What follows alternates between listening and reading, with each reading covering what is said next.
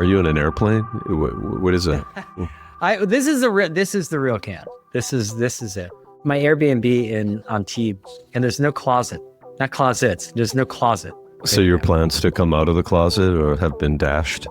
Cute. Should we get started? I don't know what we're starting, but yeah. I got thoughts.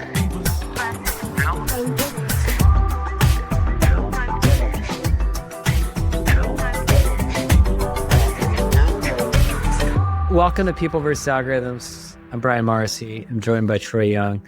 Alex Schleifer's either en route back from Japan or, I don't know, he's just not here.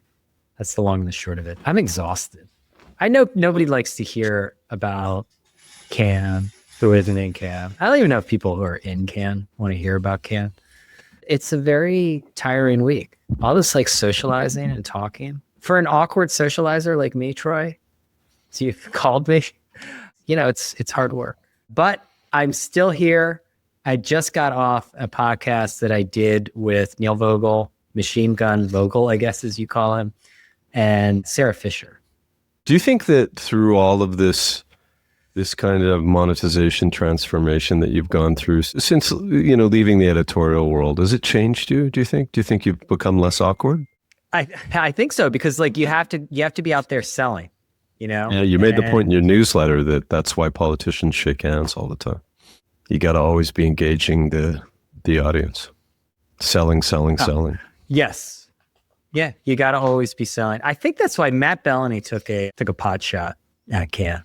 He said it was basically a soulless corporate boondoggle, and it was a tacky business conference for selling advertising, God forbid, and announcing brand partnerships. That's actually true. Populated mostly by paunchy middle managers and YouTubers.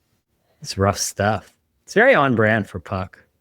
It's a snooty brand. I don't know about that, but he said it's nothing like the film festival. This is apparently lower rent. Guess what? There's also more money that is in this than in the film festival. So that's how the world works, Matt. And also, if you didn't have Liz Goff out there selling ads, no wonder he hasn't hung his own shingle, because he doesn't want to be involved in the street fight that is being feral. Well, not everybody has to do both, Brian. I think it's fine to separate the roles. Yeah, but that's fine. But there's nothing new that there's a sort of LA, Hollywood arrogance to the other Cannes. I didn't say it was new. Why does everything have to be new? I mean, Cannes is fancy CES. That's all it is. It's CES in the south of France. It's possible, with a better brand. It's an ad tech festival. It isn't an ad tech festival only. Well, it's a creator / ad tech / ad sales festival. There's definitely a lot of selling going on here. I like it. Actually ad tech I think is becoming a little bit less overwhelming here. It's enmeshed in the fabric. Now it brings together all sides. It's harmless. I don't know why people get all excited about Cannes, or excited by why expend negative energy on a harmless corporate boondoggle. It was once described to me many years ago as spring break with business cards, but it's become a much more tame affair, I think. I don't go to the gutter bar. I retired from that. Yeah. So. You old, man. You old. Listen, I had lots of good times there. I've thrown good parties there. I remember my first observation that media is a business of marginal revenue, whereby you can justify, crazy exorbitant expenditures in the pursuit of a large insertion order. And it makes perfect sense to spend $50,000 on an outing. 50 on an outing when you're going to get 5 million back or 500 back. So that's the game of media. Your revenue doesn't have. When was the last time you were in Cannes? $50,000 is not going to get you very far. You remember the Carl? Well, it's going to get you a boat to Saint-Tropez with a little private event for a CMO. It's going to work. That's true. Fine. So this publisher, this CEO of a publisher told me, best way, guaranteed to get a response from a CMO if you put yacht in the subject line. Even if they can't come, he said they all responded. It was like an 85% response rate just by putting yacht in the subject line. So CMOs are suckers for yachts, which is weird because one of my cardinal rules of Cannes is to never get on a boat that leaves the dock. You don't want to be hostage to that. You don't want to do that. You've been requested several times here, Troy. No, that's nice. It's nice to be wanted. A lot of people came up to me and said, "Where's Troy? Where's Troy?"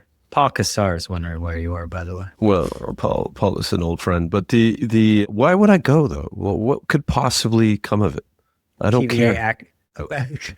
What about a PVA activation? I don't care. Okay. I like the south of France. I was there 3 weeks ago. I think it's a fun place to hang out. I love a lot of the people, but I would end up I have no purpose there. So I would end up feeling lost and a little sad and not really knowing what to do with myself. What am I doing? Yeah. So I would sit and I would, freeload and drink a bunch of other people's rosé. And feel sad inside. I feel sad inside. And people would say to me, "What are you doing now?" And I would say something like, "I'm semi-retired." And they would say, "Oh, that's interesting. Why and how do you make money and all that?" It's just it's a kind of emotional load that I don't want to carry. Well, anyway, the people. Do you know what I mean? It just doesn't feel fun to me. An Apple podcasting executive complained about your lack of mic discipline. Your mic is always cutting in and out. If I'm going to go to a conference, I want to feel good. I want to be stimulated. I want to know that there's a reason why I'm going other than I always went in the past.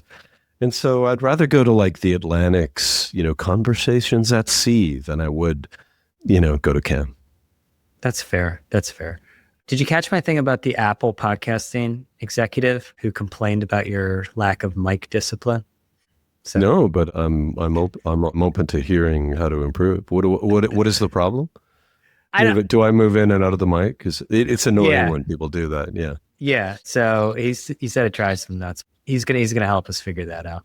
Alex, how do I pronounce Christian Basler? Is it Basler? Basler. Yeah, he came to my mixer. He's the interim CEO of Business Insider. I think they're going to take the interim part off. This is not from anything Christian said. This is my prediction. It almost always happens that way. Interim is always the path. And plus the Germans trust the German. Yeah, so it's going to happen. I like Christian. He asked me, he said, he's German. He said, what's Alex's nationality? And I said, I don't know. I think his father's Austrian and his mother is French. Right. He said he doesn't seem French. I don't know if he meant that as a compliment or not. Oh, no, he's French. That's the bitchy side of him. Well, I look forward to him being back. So what have I missed? I can give you everything that is being discussed here, but I've basically been on a different planet. I've been activating all week. I think I've spoken publicly for a good 14 hours on yachts, in villas, at the Bloomberg studio. Well, I don't know. Where do you want to start? The I Europeans, the French? About Albertsons and Procter & Gamble and their new mini sitcom that they've launched. Mm-hmm. That's the funny thing. We thought that retail media was this sort of clinical practice where one would take the data set from all of your, customer transactions and build sort of search-like or, surgical advertising products. And now they don't have places to put, they don't have kind of surface area for their ads. So they have to now make media to get places to put the ads that are targeted with their retail data. So they're creating, production studios and doing microdramas and things like that. Yeah. But they're using shopper data to do it. See, data and creativity. Do you know the company? Do you know Cargo? You know Harry Cargo?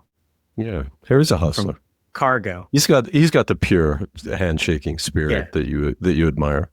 Yeah, I've only met him a few times, but I look at that company and I just want to punch myself in the face, honestly, because this isn't going to help get a sponsorship. So people are like, "Why don't you monetize people?" Well, this is it's one of my classic backhanded compliments. It's so that single ad unit on which that company is based, and they've done an admirable job basically hijacking the mobile web page with a little adhesive banner on the bottom of with like a Big Mac coming out from them. Yeah, from good brands. Super annoying if you're a customer. I created that ad originally. You know this. I created it at Video. It had never been seen. I did it. I put it at the bottom. I forget what we called it. And we built a very profitable ad network effectively around that specific ad offering, that unit, that format. And then we kind of got bored with it and said, we don't want to own an ad network. Let's buy Six Apart and create a kind of modern Condé Nast. And that was the biggest mistake we ever made. This is Matt Sanchez and I talk about this all the time. It's like we started buying media properties. We started hiring editors and editorial teams. Our business just got worse and worse. This is when it became Say Media. The purest form of the business was an engagement-based mobile ad network with sticky banners, and it was extremely effective. And Harry has just done that to perfection over at Cargo, and to the point now that he's made personally, probably hundreds of millions of dollars, and can also do drone shows at Cannes. It's great. Love it. Well, yeah. So every night, Cargo, I think it was every night. I only saw it one night, but people told me it was every night. Cargo has these swarms of drones that it's pretty remarkable when you see what these drones can do. And one of the publishers I was standing next to when their drone show is going on, he's like, I'm going to have to talk to them about our deal. He's like, this looks expensive. But good for Cargo. They got a good hustle going on here. One of the other noteworthy things here, the Carlton Terrace, if you remember, that was always the locus of the action here. They're in full financialization mode. You would appreciate this.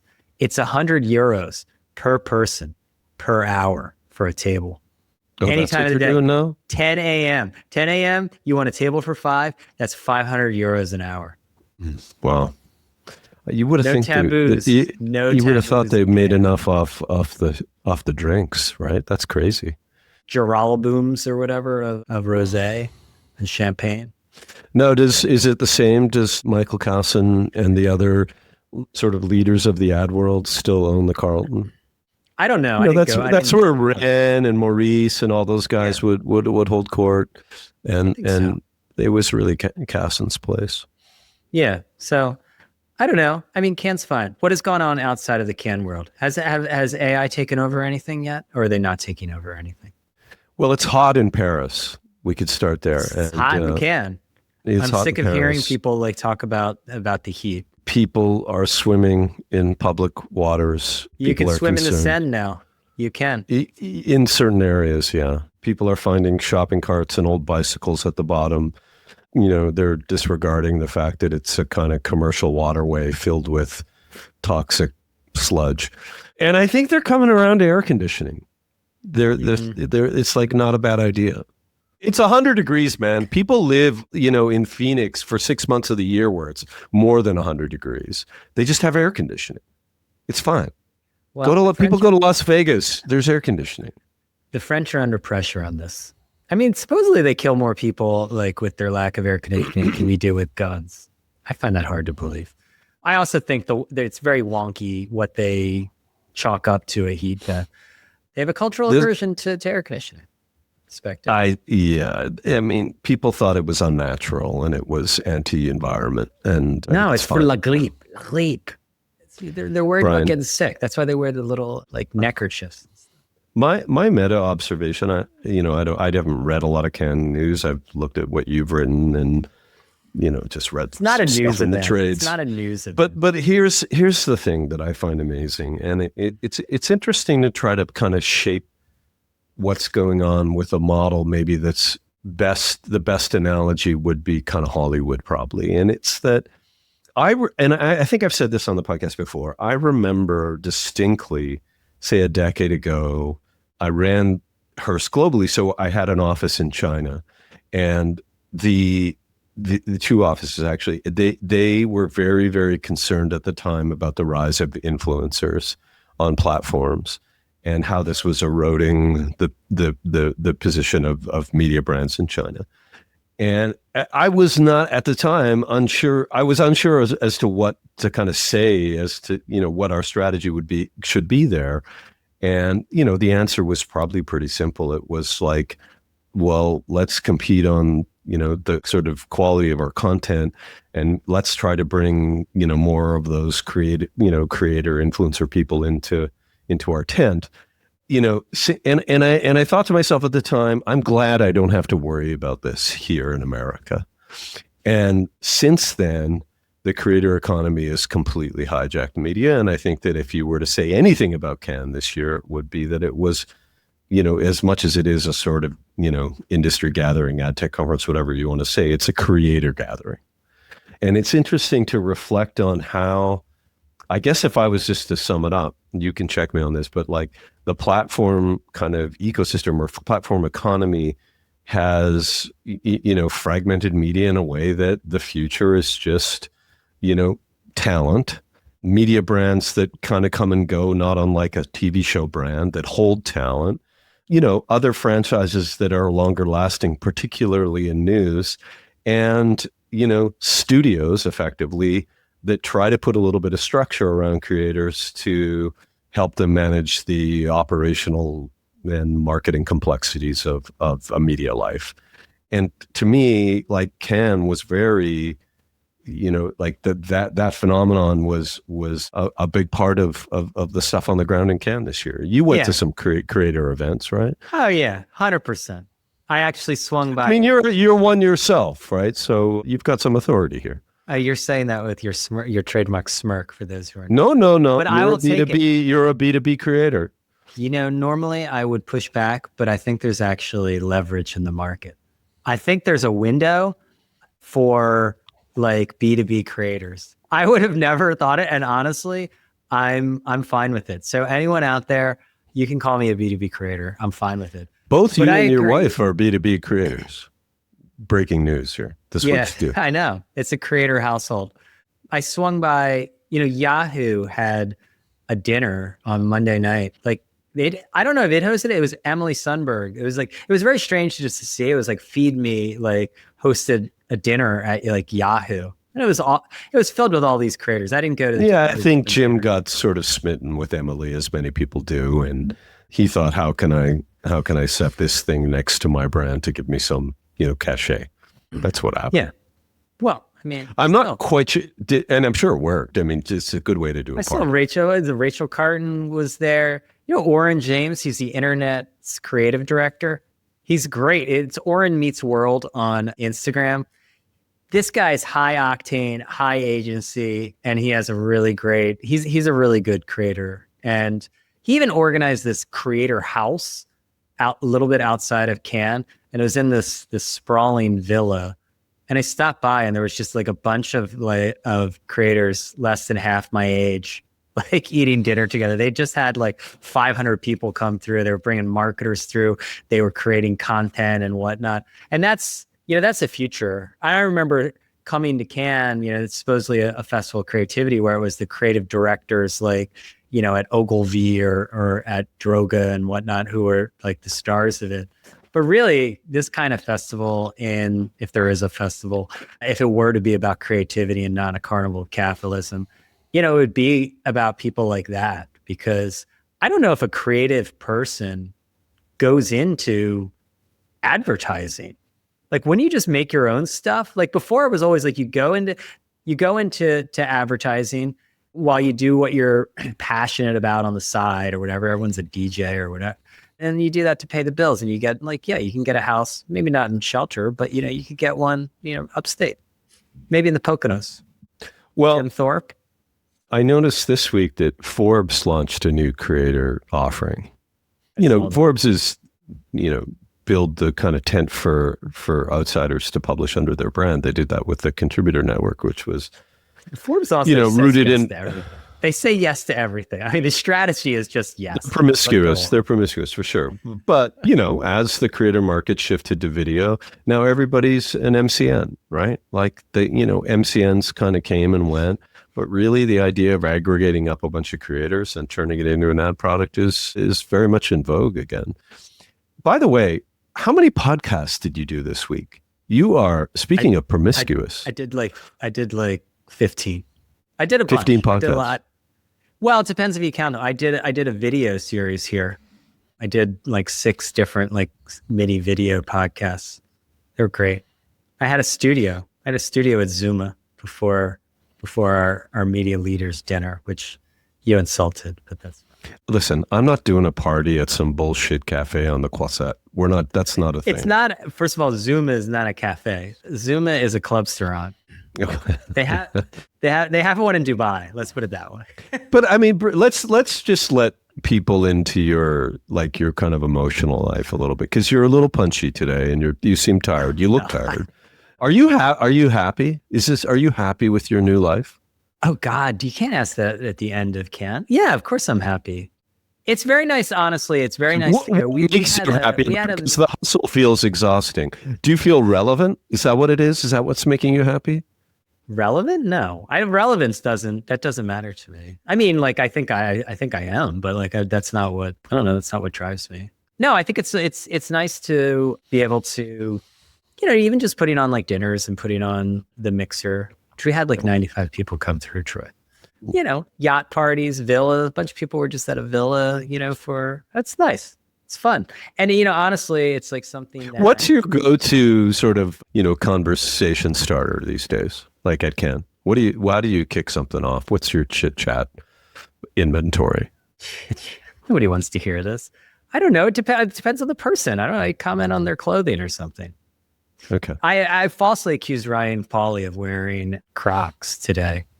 He said they were fear of God. He got a little talk about punchy. He got a little punchy when I called them Crocs. Okay. Are Crocs bad? I love them personally. I have many pairs. I think they're terrific. The one other comment I'll make, and then we can move on, is I thought you did an amazing job on the Peter Kafka podcast. Oh, did that come out? Great. Yeah. You were funny and self-effacing and authoritative. Great. Perfect.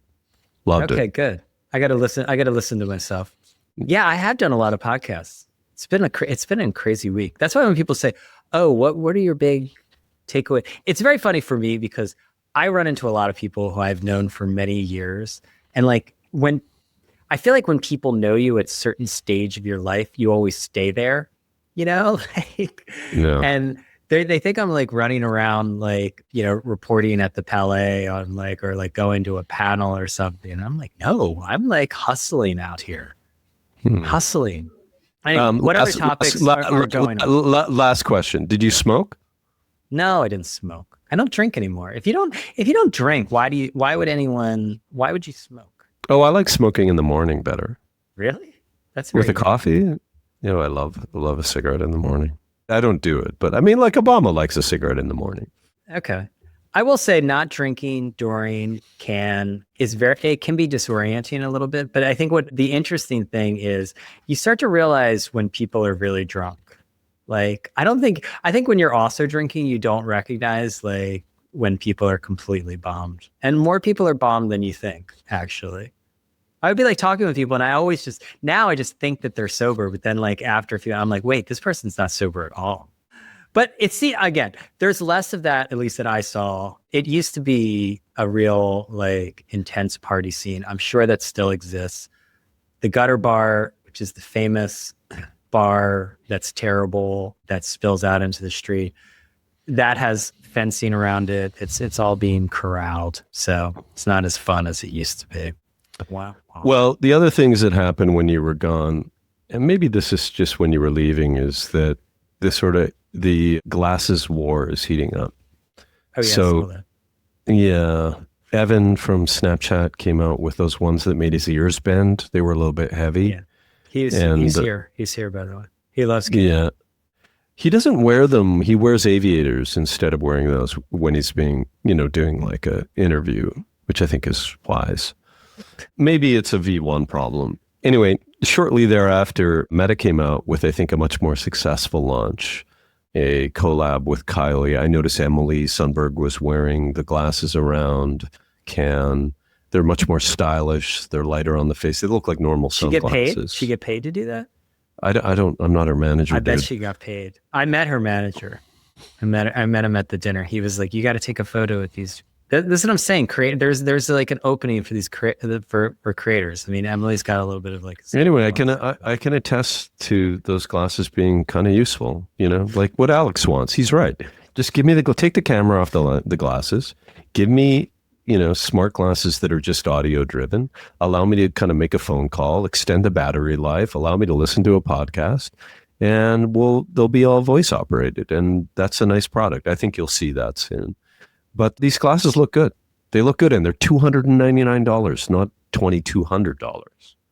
So that happened. No screen. There's no screen on it. No, that's where they get heavy and expensive and all that. No, there's nothing like that. But the glasses war is heating up because everybody wants to somehow get around the phone as a platform play. So they're not going to no one's given up on it. Meta's not giving up on it. Snapchat's not giving up on it. Google's going to come at it. Apple's going to come at it. Glasses are going to be everywhere. So there was that. Is OpenAI, do we know what their device is with Johnny Ive? It's a new phone. I think it's a phone competitor, yeah. The other thing I can't figure out on the new product front is there's a lot of videos going around of the Apple folding phone. Like high quality, like seemingly real videos, like product in walkthroughs. And they're fake. They got to be fake. Apple doesn't do that. They don't. Yeah, Apple. They don't they famously have before everything was biometric, you had to scan your retinas to get into the TWA unit, whatever they call MAL, Media Arts Lab. That was it's a secretive bunker or something that where they made ads. I put a video of an unboxing for this new phone on Field Notes, and it looks real, man. It's I want to get this phone, by the way, but I will get this phone immediately when it comes out.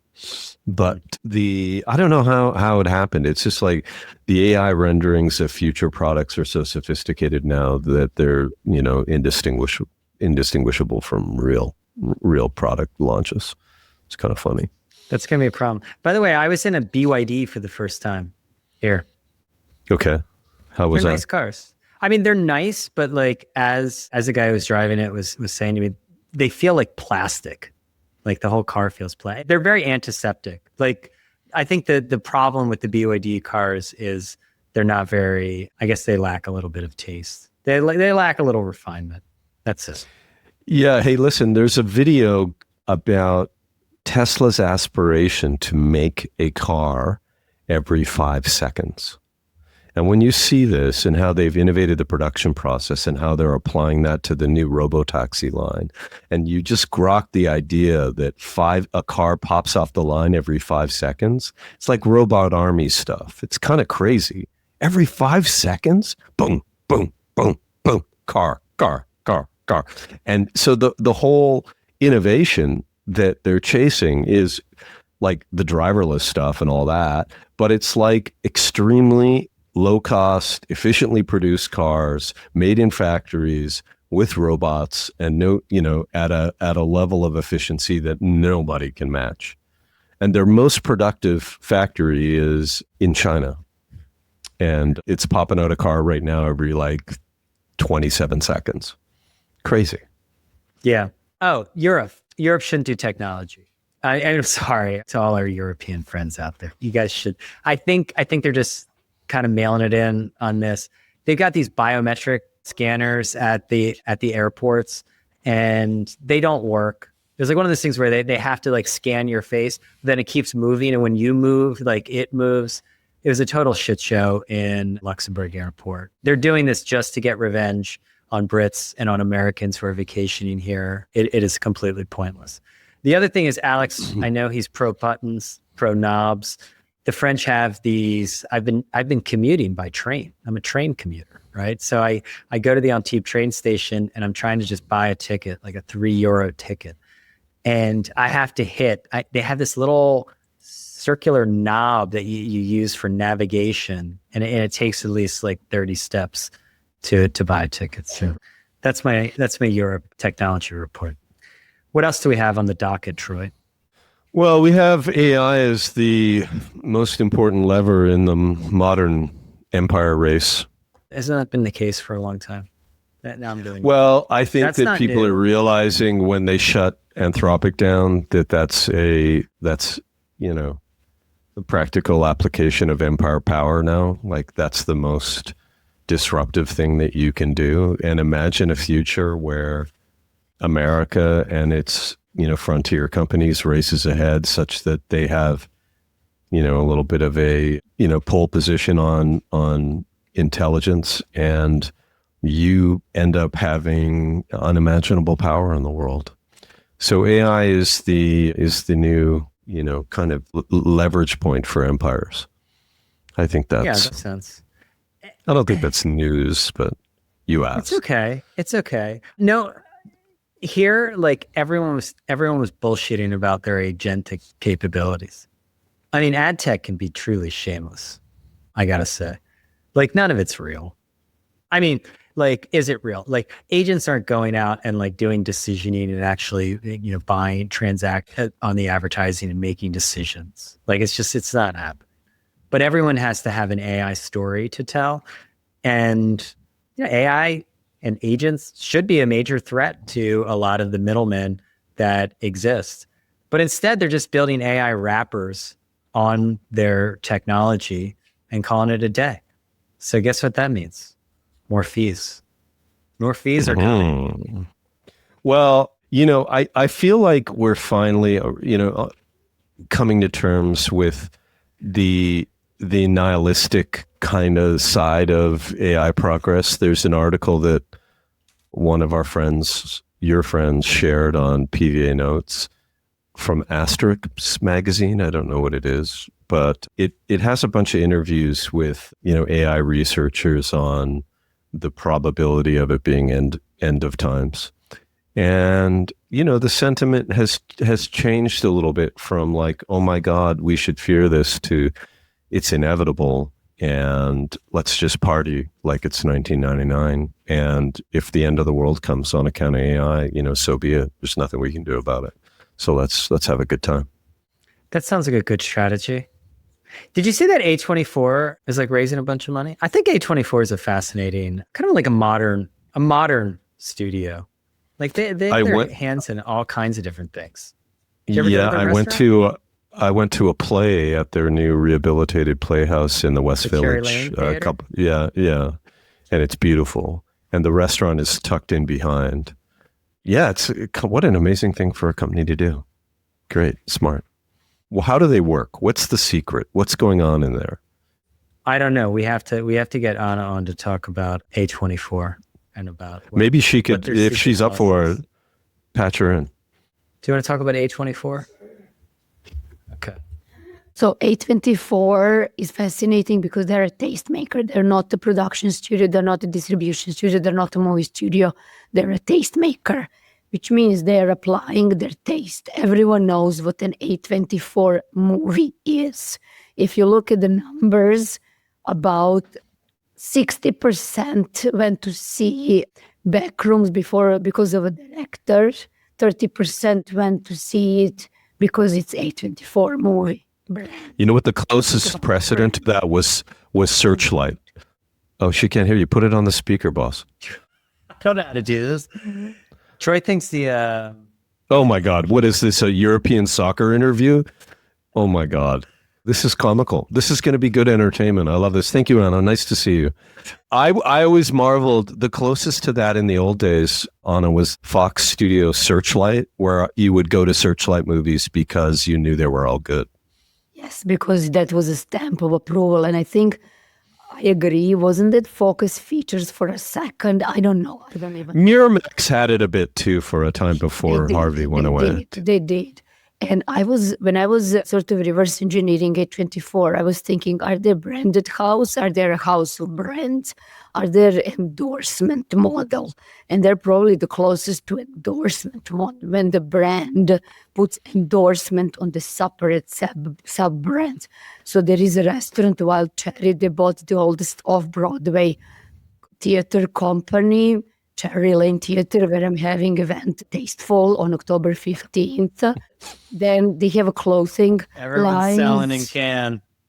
They have their merch, but you know what? Actually, their merch is their weakest point, their weakest link, because they have done that so many times in the same format that sort of everyone else started doing it. I don't like what they've done with the Backrooms, with the with the wallpaper. The bigger point really is that you really don't have a company that can be also a music production studio. They have their recording arm, and then they have their books arm, they have book publishing arm. So you basically have a culture producer. The one problem is they started making $100 million movies. Who's the leader of the company, and what is that person doing to make this happen? Like, did you get a sense of the culture of the company and the leadership? Very startup culture. I met with them last year where we were talking about they, believe it or not, have a brand challenge. They don't know how to define their brand. They don't know how to define the brand identity. So they're working, I don't know, with some agency now on that. And they were also figuring out where to go next in terms of merch collaborations and so on. And I strongly believe they can build a strong retail presence, because if you think about The Brutalist, the movie, 50% of people who did not see the movie knew about the sweaters in the movie. So imagine building a complete fashion line around the sweaters in the movie.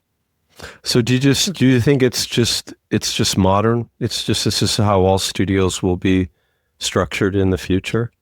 Or do you think it's unique?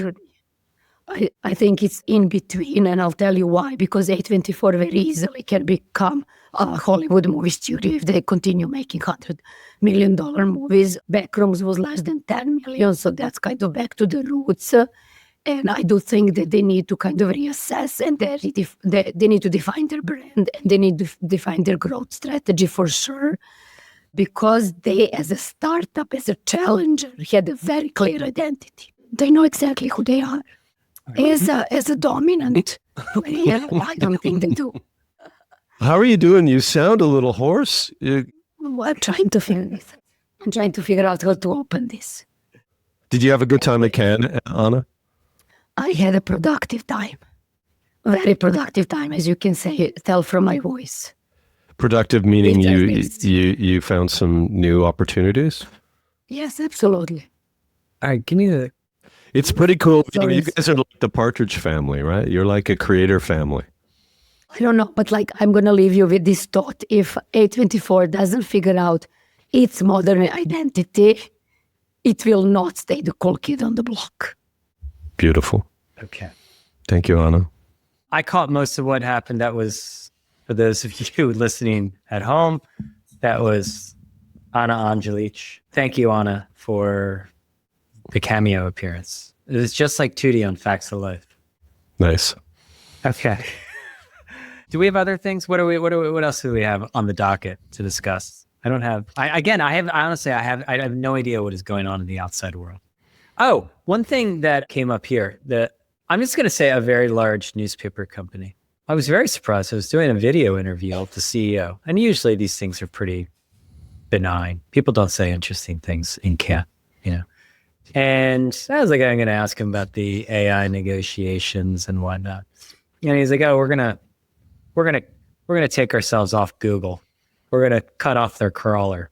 I was like, but you can't. Their AI crawler is the same as their search crawler. He's like, yeah, we're just gonna cut them all off because our search traffic is declining to such a degree that screw them. You're gonna take it all off. And that's kind of an interesting. I have not heard that from a publisher. Machine Gun Vogel is, he's knocking Google around a lot. So what does that do for the publisher? Like Google, I don't think Google cares. Or unless this is a, scaled publisher of breaking news that's highly relevant. Maybe it does the publisher have local news? That might be a problem. I think the biggest thing it does, and I think all of this is about creating pressure in Washington on Google. There's pressure for instance, in the UK, is that CMA? I forget. One of their acronym regulators is like, you can't do this thing where you keep the search crawler the same as the AI crawler, because it's a Hobson's choice. Like they can't cut off the search traffic even if it's declining, and they don't want it to suck up their content. Google's publicly saying there's ways around this, by the way. So I think we need more authority on the topic. But I understand the logic that you can't cut off search. Google would never. I'll tell you this. Every single publisher complains about this. So either they're all making it up or something else is afoot. I mean, I know Google has a "don't be evil" mantra and everything, but that was also a long time ago. Yeah. So what's your take?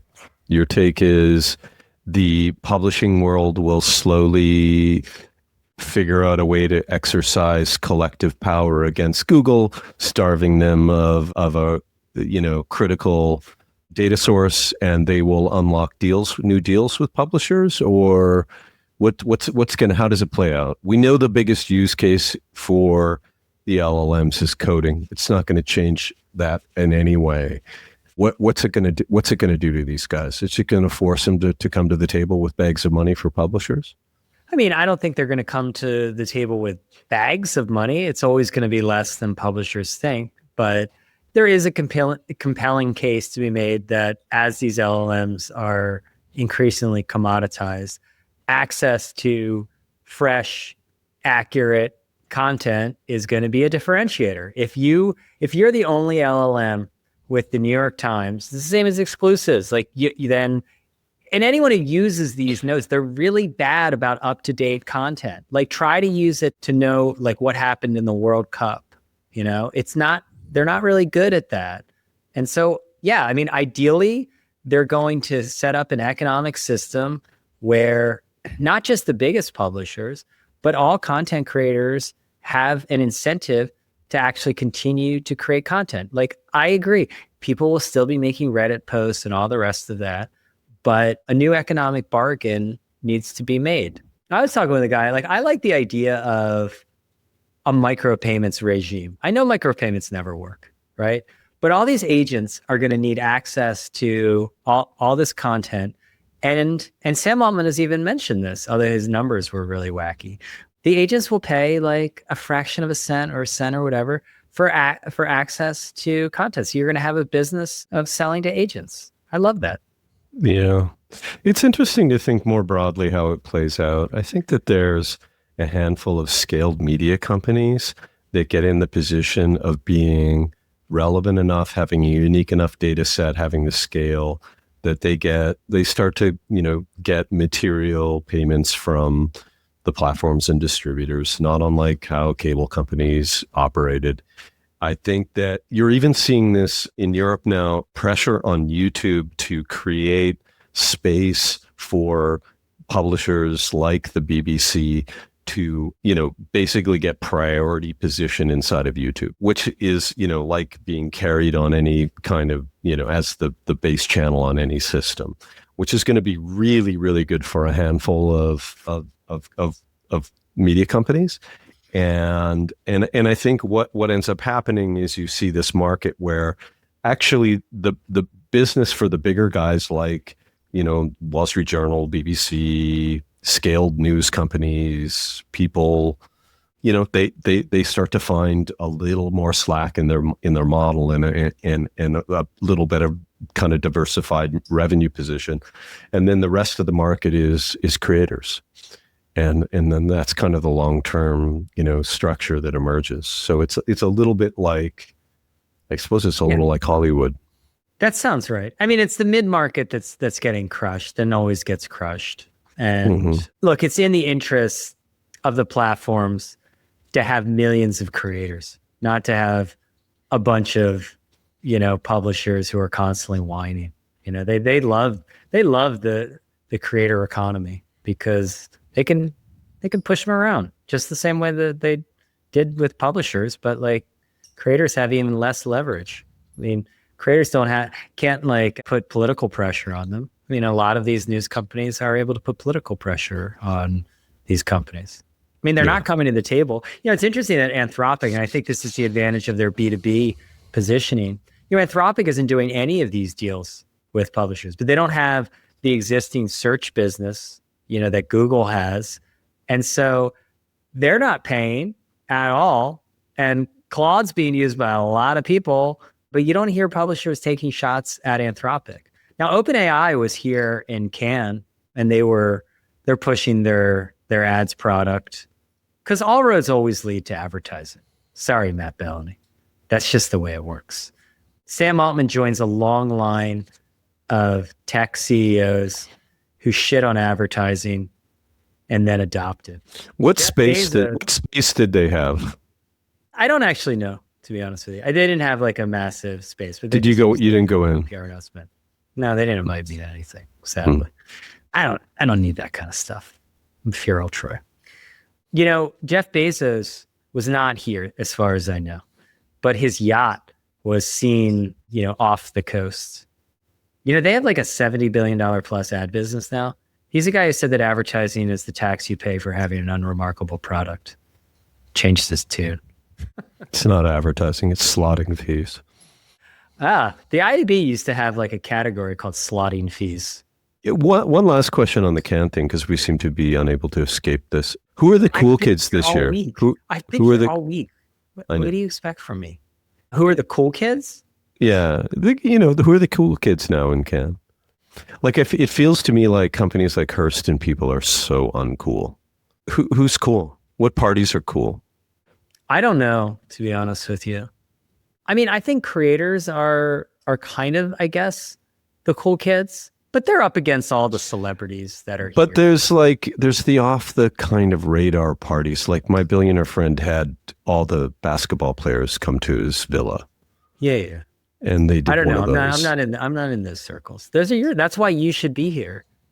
Cause you can I'm with the hoi polloi, Troy. I know. Did you go to the Hotel du Cap party? I've never been to the Hotel du Cap. That's what I'm telling you. I'm a man of the people. I'm out on the street. I'm out on the Croisette. Kissing babies. Yeah. Yeah. Shaking hands, kissing babies, petting dogs. We should do a party at Hotel du Cap. That would be fun. No, where we should do a party is La Bastide Saint-Antoine. I did a dinner there for a couple years. It's a stunning place. It's in Grasse. It's in the perfume capital of the world. It smells amazing. How far is that? Would people object to the distance? So here's the trick that you do. You tell everyone that it's 15 minutes away. It's at least a half hour. Yeah, that's an old one. But nobody can hold it against you in Cannes. I'm like, this is the best part about Cannes is no one can hold like over monetizing against you, and nobody can hold it against you telling a little fib, because it's Cannes. Everybody's lying and everybody's selling. Do you have a good product?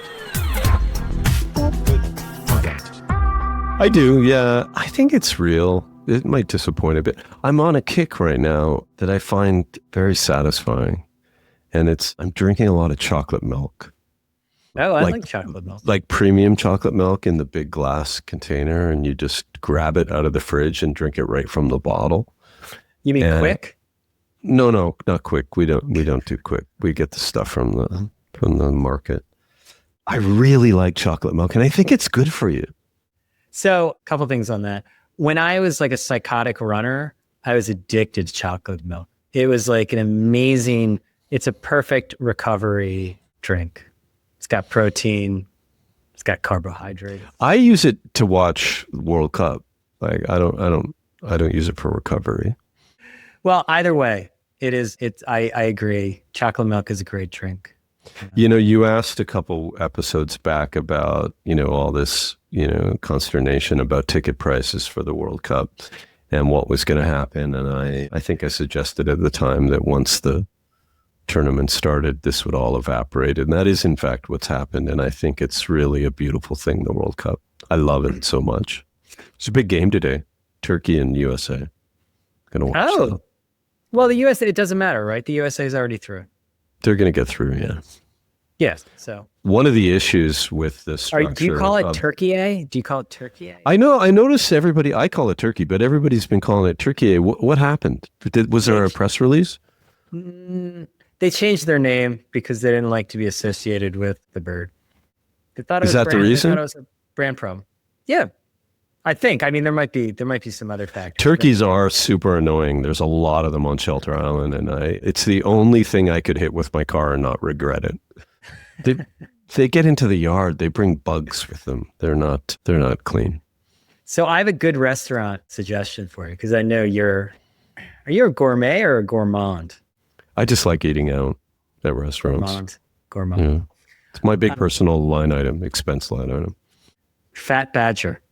It's in Notting Hill in London. They drop off this little handwritten note with the dishes that you had there At the end of the meal. Yeah, at the end of the meal. You know, it's like whatever one set price. And is it like elevated pub food? I feel like everything is elevated pub food there. Yeah, I don't know. I mean, they had they're cooking stuff over an open flame. Yeah, like sort of modern updates to pub classics, I guess. Soda bread. There's a world of hurt over there in England. Huh? They can't keep anybody in the seat. What's going on? Oh, the prime minister? Yeah, and there's no growth, and people are pissed off, and now they're blaming it all on Brexit, and it just feels there's a lot of. I'm telling you, when I was in the line of those malfunctioning biometric machines, there was a lot of Brits who were cursing Brexit around there. Yeah, the Europeans were flying through into Luxembourg airport, but not the Brits. I don't know, but then when you visit there, the Brits like to, what do they call it? Whinge. They like to whinge. You're visiting 10 square miles in London. Okay. I don't think that's an accurate portrayal of what's going on in the country. You should go have surgery. I don't want to go surgery there. I get my medical care in Serbia. Maybe I'll start to get it in the UK. What do you get in Serbia? Like hair loss treatments, ED? What are you getting?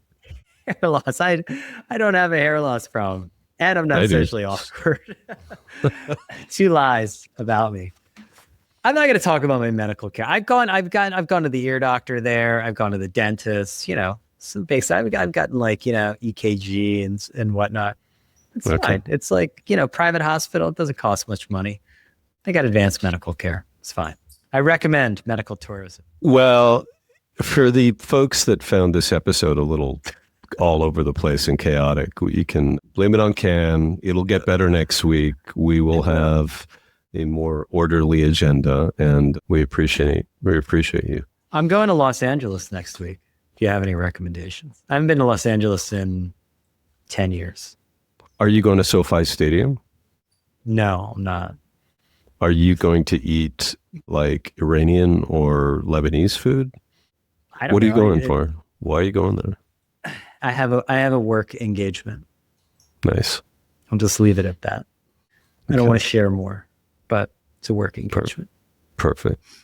Okay, hopefully next week we're going to have Alex back, and in the meantime, I'll be higher energy. I will be higher energy. Yeah, this stuff takes a lot out of me. My social battery runs low, and there's a certain stress too. I'm not good at remembering names, which is a fatal flaw for me in my development as a salesperson. Do you think it's age or just it's genetic? Nah, I've never been good at it. I think you're either good. I think you're either good at it or not good at it. And so what's your strategies? Because sometimes I just don't introduce people, and that's even more awkward because I can't remember their names. I do it all the time. Terrible. Oh. What was your? And you can't say what was your name again. Someone who you've met 100 times is so rude. Well, I don't know. It's the line. Remind me your name, or I'm really bad with names. What do you say? I don't know. I dance around it. I don't know. But I don't like when people do the nice to see you. It's a total cop-out. It's a coward move. Just say nice to meet you, because they're like, oh, I'm not sure if I've ever met this person before. And usually I'm just like, hey, nice to meet you. And they're like, oh, we met. Like, so I was like, oh yeah, of course, man. How are you? But I don't know. I mean, I meet like tons of people. You're either good at that or not good at that. I don't think it's not a moral blemish. I just don't think it is. Well, the episode wouldn't be complete without a little tiny update on PVA Notes.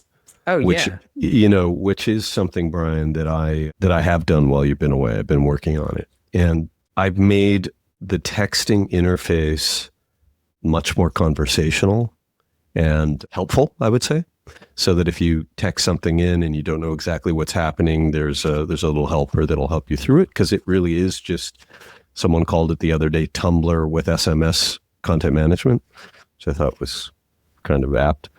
I've done a lot of work to manage the users, so built out the admin structure. And in other news, someone wants to take it and create a second community. And so I'm trying to harden it a little bit so that we can, turn it into a multi-community solution. Oh, really? Who's this person? Is it Calvin? No, I can't talk about it. Is he going to make a headhunter community? That'd be cool. It would even be cooler is it's a place where you could go get a job. So we match, you represent yourself as a seller of, human resource. Ooh, I love that. Yeah. Well, I want to use, I would like to white label it for the rebooting. Well, I think that we should talk about that because there's a lot of overlap in the two communities, and we have to figure out if there's the sort of gnarly B2B ad tech side, which is different from the PVA side. Oh, PVA by the way, side. there was another complaint about you. Okay. It was received. I'm glad you brought it up. It was received by email. I had it up on my screen. I'm sorry. I forgot to bring it up. I'm going to protect the names. The name. No. Share it with me. Share it with the audience. Am I going to protect the name of this person? Big fan of the rebooting and PVA in that order. This person runs an independent magazine, I'll just say, and said, my only PVA complaint is when Troy is dismissive of PVA, of indie magazines. I think he called them souvenir magazines in scare quotes on the show. Does Troy not realize how he and everyone at Hearst and Condé, etc., inspired the indie mag boom? He's not quite spitting on its offspring, but close. So, I'm sorry. Remember, there's people out there pursuing things Brian, that if you don't piss anybody off, you're not doing anything right. And I will say to this person, listen, I love them in indie mag. It's great. It's great. They're on my coffee table, but I don't read them. Okay, and that's true. And they're not a kind of a meaningful advertising kind of device for anybody. They're great for, positional advertisers that want to say they're in the right environment. But, so make your magazine, brother, sister, whatever you are. Make your magazine. Do it. Make some money. It's perfect. If people buy it for $19, awesome, right? It's just people don't get their information that way anymore. And I don't think that's super controversial. But I love your magazine. I was talking with someone last night who used to work for you. Yeah, and great. I said, what's it like to work for Troy? I'm like, awesome. I don't even work for him. It's intense. That's what I said. And this person said, what I really like about Troy is when he makes a decision to go in a direction, he goes really hard into it.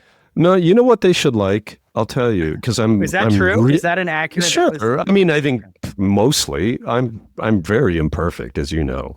But but here's the thing: when I do it, an hour overs. But yeah, go on. I care about it. I cared about Hearst. I cared about it being, vital for, another 100 years. Lots of people don't care. I care about the products. That's what I like about it. Anyway, good to see you, Brian. Good to see you. Bye. That's it for this episode of People vs. Algorithms, where each week we uncover patterns shaping media, culture, and technology. Big thanks, as always, to our producer, Vanya Arsenov.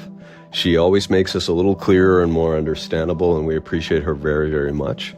If you're enjoying these conversations, we'd love for you to leave us a review. It helps us get the word out and keeps our community growing. Remember, you can find People vs. Algorithms on Apple Podcasts, on Spotify, and now on YouTube. Thanks for listening, and we'll see you again next week.